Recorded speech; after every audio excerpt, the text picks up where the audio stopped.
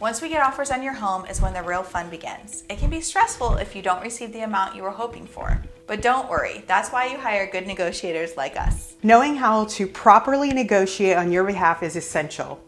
Not only to get the most amount of money for your property, but also on negotiating the best terms. Once we receive offers on your home, there are a few essential components that need to be done prior to meeting with you to discuss the offers. We vet all of the buyers by calling the agent and lender and making sure that the buyer is truly qualified. We verify funds, ask critical questions, find out how motivated and in love with your property the buyer truly is, and so on. During this process, we also get to learn about the buyer's agent and the lender and see how much experience they have. And if they properly educated the buyer and to get an idea as to how they're going to be able to work with us.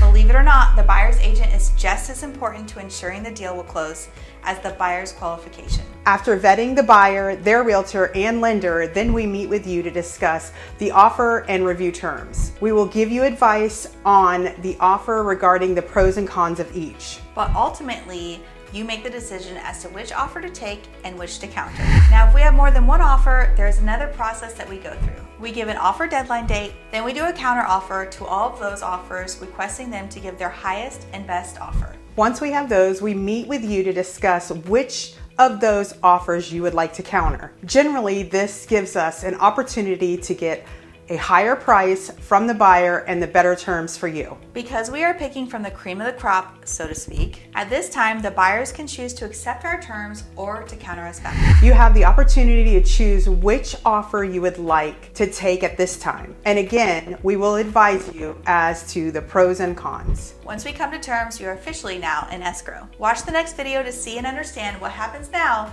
and what to expect regarding timelines and everything else. Understand, in most cases, you are dealing with a loan.